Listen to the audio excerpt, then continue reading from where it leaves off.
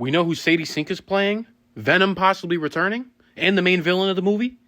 Well, somebody's definitely in trouble because the whole plot just leaked for Spider-Man Brand New Day, and I know Kevin Feige is kicking names and taking ass. Now, you're being warned. I do believe this is 100% accurate. I've seen the trailer. I may or may not have it on my phone. And this is going to be every plot in the story from start to finish. So if you do not want to be spoiled, click away now.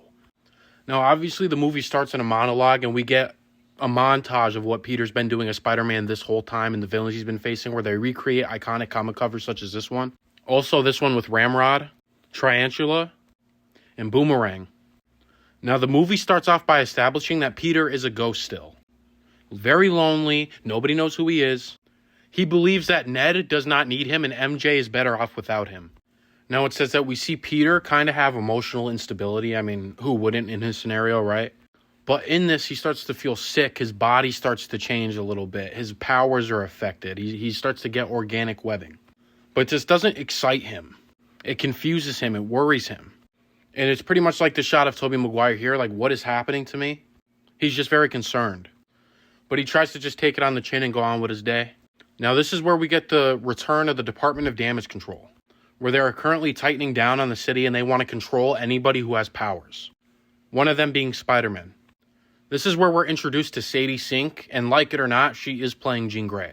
And the Department of Damage Control is after her because they want to control her and her powers. So she's pretty much on the run from them, and Spider-Man offers to help, but she wants nothing to do with Spider-Man. She knows that they're also after him, so she feels being with him is just painting a bigger target on her back. And she goes down history saying whenever Spider-Man's around, something goes wrong, pretty much on some J. Jonah Jameson shit. She wants nothing to do with him. But she does want to expose Damage Control for what they're doing. But since she can't team up with anybody who has powers like Spider-Man, she looks for help in other places. AKA Frank Castle. He takes Jean under his wing and pretty much acts as her protector throughout the movie. And him hearing about what Department of Damage Control is doing to other people with powers, specifically younger kids, he wants to expose them too. Then we're introduced to the true main villain of the movie, it's Tombstone. And he pretty much wants to destabilize the city at any means necessary. So he ends up financing a group of red ninjas called the Hand.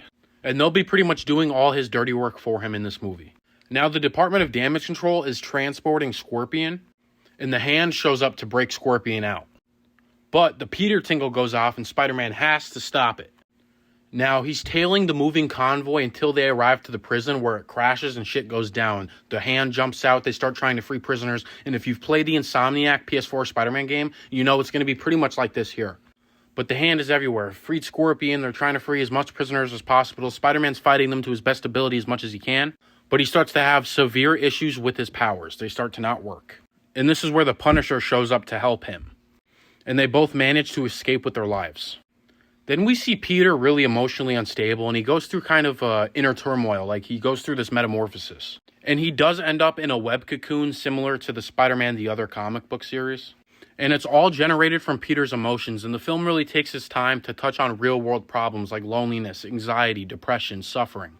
So Peter seeks help to the only person he believes could help him, Bruce Banner.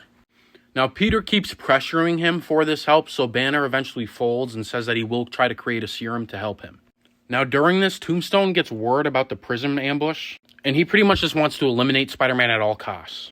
So he enhances the Scorpion's power and sends him directly after Spider-Man. And this is set to be one of the best live-action Spider-Man fight scenes that we're ever going to see. And even though he struggles, Spider-Man does eventually beat Scorpion. But just as they're finishing, his powers become even more unstable, allowing the Scorpion to escape. Now at this point, Peter pretty much had enough. He starts freaking out. Shows up to Bruce Banner, pretty much demanding the serum. Now Bruce is trying to be a teacher. The Department of Damage Control is also after him. Now he has Peter in his face demanding the serum. It stresses him out to a level we've never seen. And this amount of stress in Bruce Banner triggers a new personality, the Grey Hulk. And may I just say, woo! But he essentially goes on a rampage, the OG Savage Hulk we've been missing for so long. Destroys the city, runs loose, okay? So the Punisher decides he has to put a stop to it, while Spider-Man just wants to help him. So they both are chasing after the Hulk. And it says, in the chaos, Jean Grey appears and eventually uses her powers to mess with the Hulk's head and calm him down, eventually letting Banner retake control. He's extremely grateful. It's like a big kumbaya moment when then Peter loses control. And in front of everybody, he starts to transform, grows 2 extra eyes, 4 extra arms, Very similar to the 90s animated Spider-Man series. He turns into Man-Spider in front of everybody. And I'm really unhappy about this, to tell you the truth, but it is what it is. During this transformation, Banner runs off to try to finish the serum. And Jean, similar to what she just did for Hulk, has to get inside Spider-Man's head to try to calm him down. And she does enter his mind, and she pretty much explains to him, like, you have to let a little bit of Spider-Man go. You need to be Peter Parker. You are Peter Parker, right? And you completely cut that part out of your life. And she knows about the spell, she knows about everything, but him neglecting Peter Parker, living as a ghost and just being Spider-Man, is causing this inner turmoil and causing his powers to be affected. And as the mutation begins to calm down, Banner shows back up with the serum to fix it. They manage to stabilize Peter, and at this point, Jean just pretty much thanks everybody and goes on her way. You gotta think, even though they all respect each other, the amount of shit they just went through in the past couple hours, she kind of just wants to do her own thing at this point. And she leaves, and we won't see her again till Secret Wars. And this is where Peter decides that Jean was right, and he can't just neglect Peter Parker, so he decides to go find MJ and Ned. But MJ has a new boyfriend. And while a lot of people speculate this character to be Paul, the leak says it's Harry Osborn. So I don't know, take the name with a grain of salt, but this is what happens. He kind of waits around long enough for the boyfriend to dip, and then he goes and tells MJ everything that happened at the end of No Way Home. And at this point, he really just wants to embrace being Peter Parker, and after MJ, he wants to go get her and find Ned. Then it cuts back to Tombstone in a very dark place being guarded by Scorpion, meeting a buyer for something. The buyer gives them a sealed vial.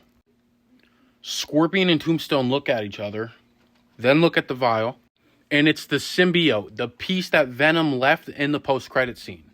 And we know Spider-Man's not going to be in Avengers Doomsday. Well, Tobey's is, but not Tom's.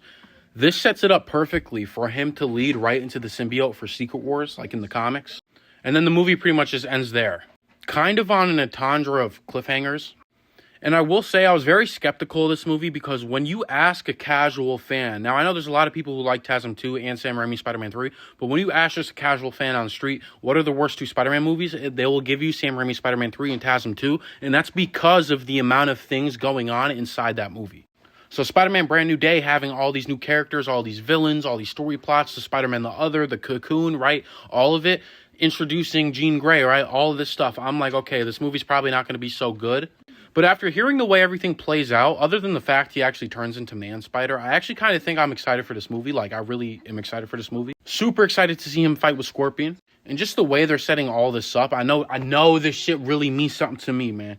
And then after Secret Wars for Spider-Man 5, I personally think they should adapt Kraven, but I have a whole separate video coming out on that. So make sure you lock in. If you like videos like this, Marvel news, leaks, etc., whatever, reactions, rankings, whatever, I'm with it all, boy, yeah. Uploading daily, all 2026. I'm talking minimum 365 videos, dog. On the shit that means the most to you and to me. So don't forget to follow, and I'll catch you in the next one.